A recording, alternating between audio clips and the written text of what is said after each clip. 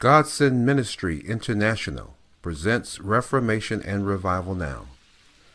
My name is Kevin Jones, and I'm excited to share a new series with you.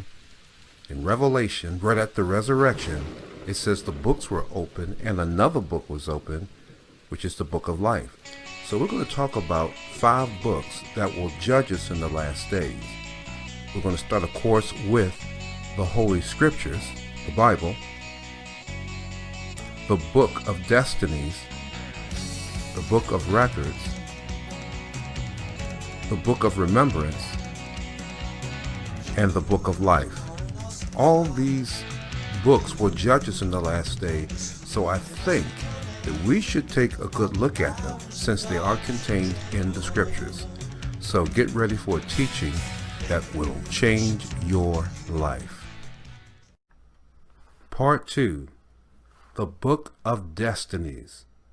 Now, probably the best way to sum this up is really in one word: predestination.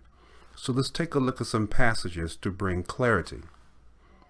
Romans 8:29 through 30.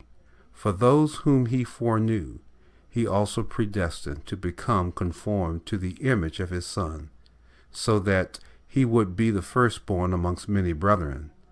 And these whom he predestined, he also called. And these whom he called, he also justified. And these whom he justified, he also glorified. This shows you the divine plan of God for you to come into salvation and to begin to bring forth fruit, with Jesus being the eldest brother. Ephesians 2:10. For we are his workmanship, created in Christ Jesus for good works, which God prepared beforehand so that we would walk in them. These deeds, everything we're to bear fruit of in Christ Jesus, or fruit in Christ Jesus, was preordained. Psalms 139:16. Your eyes saw my unformed substance. In your book were written, every one of them, the days that were formed for me, when as yet there was none of them. This says that God already knew your path and had a plan for your life way before you were born. And let's take a look at those classic Jeremiah scriptures.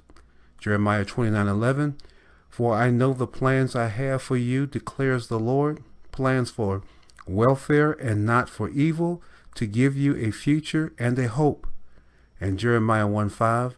Before I formed you in the womb, I knew you, and before you were born, I consecrated you. I have appointed you a prophet to the nations.